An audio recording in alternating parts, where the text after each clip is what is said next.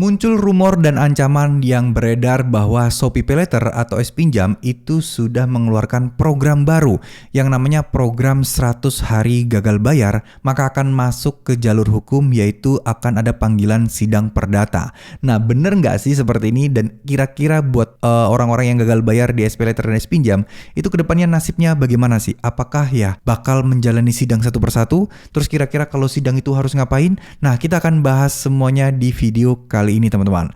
Nah, buat teman-teman yang galbay di SPayLater dan S-Pinjam, saya sarankan tidak perlu panik dulu, tidak perlu takut dulu ketika mendengar adanya program seperti ini. Nah, ini biasanya muncul dari ide-ide yang dalam tanda kutip terlalu kreatif dari para DC-DC-nya.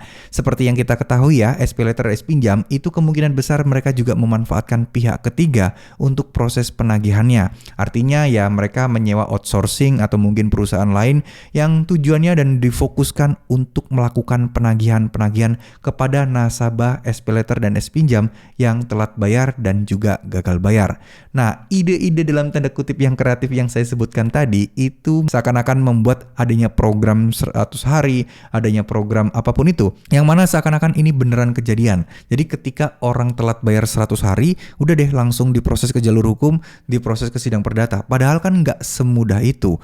Coba ditanyakan deh ya, seberapa banyak orang-orang yang gagal bayar atau telat bayar di SPayLater dan S-Pinjam? Banyak banget. Kalau misalnya itu semuanya sudah lebih dari 100 hari dan dilaporkan ke pengadilan negeri, yaitu akan ada panggilan sidang, berapa banyak tuh orang yang akan sidang? Ya, tentu saja pengadilan negeri nggak cuma ngurusin masalah pinjol aja ya.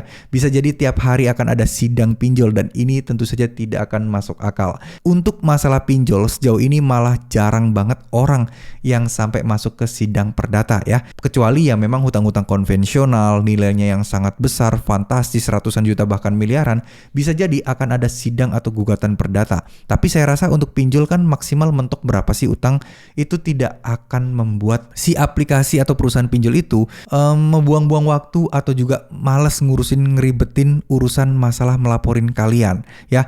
Nah, satu aplikasi pinjol itu kan saya rasa nggak bakal sih sampai di atas 50 juta, 80 juta, nggak mungkin. Ya mungkin kalau sampai bunga, misal kalian isi cash 20 juta, terus kemudian bunga mentok-mentok jadi 40 juta ya mungkin ya, tapi kan harusnya untuk orang yang di ACC ketika mengajukan pinjaman 20 juta di EasyCash, biasanya sih taraf untuk galbay mereka itu resikonya semakin mengecil. Jadi yang banyak galbay itu sebenarnya yang nominalnya di bawah 10 juta dan itu akan kemungkinan kecil sekali untuk diajukan atau mungkin kecil sekali kemungkinannya untuk diproses ke jalur hukum ya. Apalagi SPayLater S-Pinjam, paling berapa sih proses peminjaman dan buat transaksi berapa sih kira-kira? Nah, kalau receh-receh di bawah 5 juta, di bawah 10 juta, tapi jumlahnya puluhan ribu bahkan ratusan ribu orang yang galbay, ya kan sama aja bohong, nggak mungkin semuanya dilaporkan.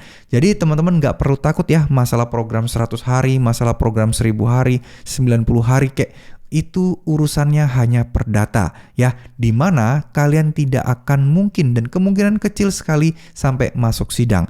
Justru sedikit tips ya buat kalian yang bisa sampai masuk sidang, justru ini akan menjadi keberuntungan buat kalian, biar kalian bisa mencoba untuk restrukturisasi, minta potongan bunga, minta potongan denda, dan ada kesepakatan baru. Jadi kalian akan bisa berhenti untuk penambahan bunga, tapi kalian cukup fokus untuk melunasi utang kalian tahap demi tahap. Nah, itu nanti kalau sidang sudah memutuskan, nah si pinjol-pinjol ini nggak berhak lagi nih buat menagih-nagih, terus mereka nggak berhak lagi buat nambahin bunga, nambahin denda, enggak.